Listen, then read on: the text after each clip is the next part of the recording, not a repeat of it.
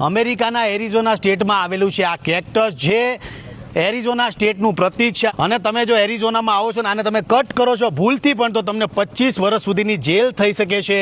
આ છે કેક્ટસ અને કાંટાવાળું આવે છે. ઓલમોસ્ટ આની હાઇટ હોય છે 50 ફૂટ અને ખાસ તો આની આયુ છે 150 થી 200 વર્ષ. અને આનો જે વધવાનો ગ્રો છે બહુ ધીમો હોય છે. 10 વર્ષની અંદર આ માત્ર ને માત્ર ખાલી 1.5 ઇંચ જેટલું વધે છે. પણ એરિઝોનાની અંદર આને ફ્લાવર તરીકે, સિમ્બોલ તરીકે, પ્રતીક તરીકે ગણવામાં આવે છે. કેક્ટસ તમે કોઈ પણ સોસાયટીમાં જશો તો સોસાયટીની આને તમે જોવા જાય તો એક શોભા તરીકે રાખવામાં આવે છે. અને ઘણા લોકો એવું માને છે, અને ખાસ તો એરિઝોનાના લોકો એવું માને છે કે આ રાખવું એ શુભમય હોય છે અને આ સ્ટેટનું પ્રતીક છે.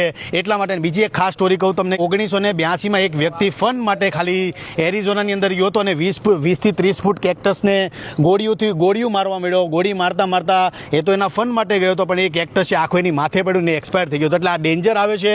આની સાથે તમે ફોટો પડાવી શકો છો, પણ આની યાર મસ્તી કરવામાં ખાસ ધ્યાન રાખજો.